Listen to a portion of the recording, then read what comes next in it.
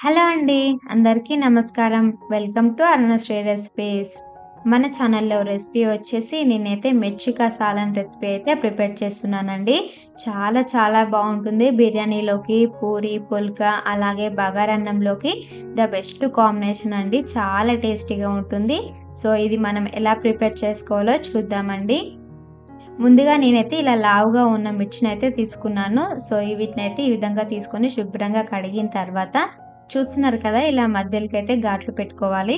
మీకు నచ్చకపోతే ఈ లోపల ఉన్న విత్తనాలను మొత్తం తీసేయొచ్చండి. కానీ ఇవి అంత స్పైసీగా అస్సలు ఉండవు కాబట్టి నేనైతే తీయట్లేదు. మీకు నచ్చకపోతే తీసేయండి లోపల ఉన్న విత్తనాలైతే. సో, చూసారు కదా! అన్ని ఈ విధంగా కట్ చేసుకోవడం వలన లోపలి వరకైతే గ్రేవీ వెళ్ళి ఇది డైరెక్ట్ అన్నంలో అలాగే తిన్నా గానీ చాలా బావుంటుంది. అందుకనే ఈ విధంగా అయితే కట్ చేసుకోవాలండి. ఇలా కట్ చేసుకున్న తర్వాత ఇవైతే మనం పక్కన పెట్టేసుకుందాం. నెక్స్ట్ వచ్చేసి స్టవ్ పైన ఒక బాండీ పెట్టుకొని అందులోకి 2 స్పూన్ల వరకి పల్లీలు, 2 స్పూన్ల ఎండు కొబ్బరిలు వేసుకొని ఇవి కొద్దిగా వేగనివ్వాలండి. నేనైతే ఇక్కడ మంచి టేస్ట్ కోసం మసాలా అయితే ప్రిపేర్ చేస్తున్నానండి. అందుకనే ఇలా 1 బై 1 అన్నీ వేయించుకుంటున్నాను. అస్సలు మాడనివ్వకుండా మనము 1 బై 1 ఈ విధంగా వేయించుకోవాలి. ఇక్కడ వచ్చేసి నేను 1 ఇంచ్ దాల్చిన చెక్క, 5, 6 లవంగాలు, 3 ఇలాచీలు కూడా వేసుకున్నాను. వీటిని కూడా ఒక నిమిషం పాటు ఈ విధంగా కలుపుతూ మనం వేయించుకోవాలి. ఇవి ఇలా కొద్దిగా వేగిన తర్వాత ఒక స్పూన్ నువ్వులు అలాగే హాఫ్ టీ స్పూన్ వరకి గసగసాలు కూడా వేసుకోవాలి. ఇవి 2 ఫస్ట్‌లో వేస్తే మాడతాయి కాబట్టి ఇలా లాస్ట్‌లో వేసుకొని అస్సలు మాడనివ్వకుండా దోరగా వేయించుకోవాలండి. చూసారు కదా! గసగసాలు, నువ్వులు తొందరగా వేగిపోతాయి కాబట్టి లాస్ట్‌లో వేసుకొని ఈ విధంగా మనము ఫ్రై చేసుకోవాలి. చూసారు కదా! బాగా వేగిపోయాయి. ఇప్పుడు వీటన్నిటిని మనము ఒక మిక్సీ జార్‌లోకి వేసుకొని పూర్తిగా చల్లారనిచ్చిన తర్వాత కొన్ని వాటర్ వేసుకుంటూ మెత్తని పేస్ట్‌లా మనము మిక్సీకైతే పట్టుకొని రెడీగా పక్కన పెట్టుకోవాలండి.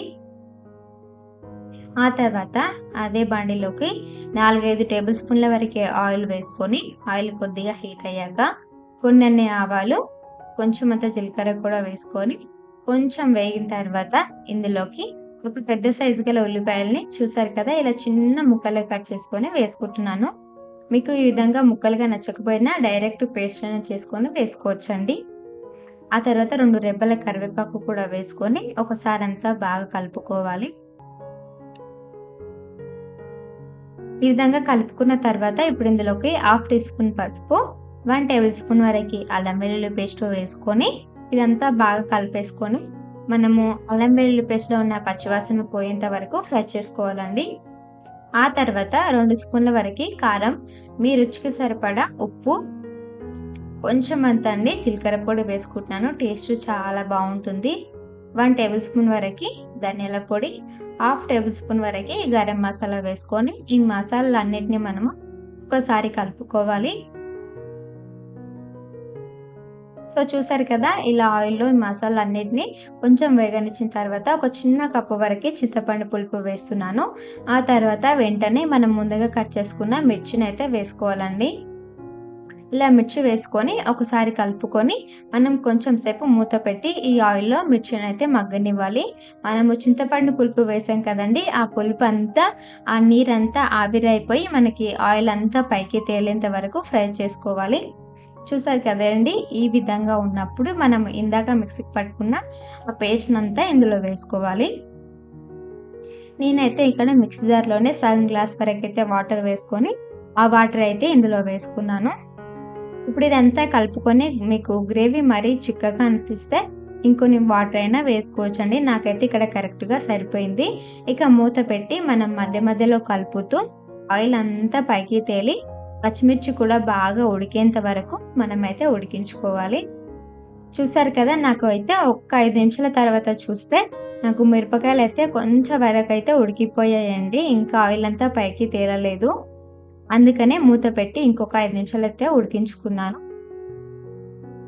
మొత్తం 10 నిమిషాల తర్వాతైతే నాకైతే ఈ విధంగా ఉంది. చూసారు కదండీ! ఆయిల్ అంతా పైకి తేలిపోయింది. అలాగే మిర్చి కూడా బాగా ఉడికిపోయాయి. చూసారు కదండీ! మొత్తం ఈ విధంగా కలుపుతా ఉంటే ఆయిల్ అంతా సెపరేట్ అయితుంది. అప్పటి వరకు ఉడికించుకోవాలి. అప్పుడే మనకు మిర్చికా సాలన్ రెసిపీ అయితే రెడీ అయినట్టు. ఆయిల్ అంతా పైకి తేలితే ఇక చివర్లోకి కొత్తిమీర వేసుకొని మనము దించి సర్వ్ చేసుకోవడమే అండి వేడి వేడిగా. చాలా చాలా బావుంటుంది. సో ఫ్రెండ్స్, ఈ వీడియో నచ్చితే ప్లీజ్ ఒక లైక్ చేయండి. అలాగే మరిన్ని వీడియోస్ కోసం మన ఛానల్‌ని అయితే సబ్స్క్రైబ్ చేసుకోండి. పక్కనే ఉన్న బెల్ గంటని యాక్టివేట్ చేస్తే నేను చేసే నెక్స్ట్ రెసిపీ మీకు నోటిఫికేషన్ ద్వారా వస్తుంది. Thank you.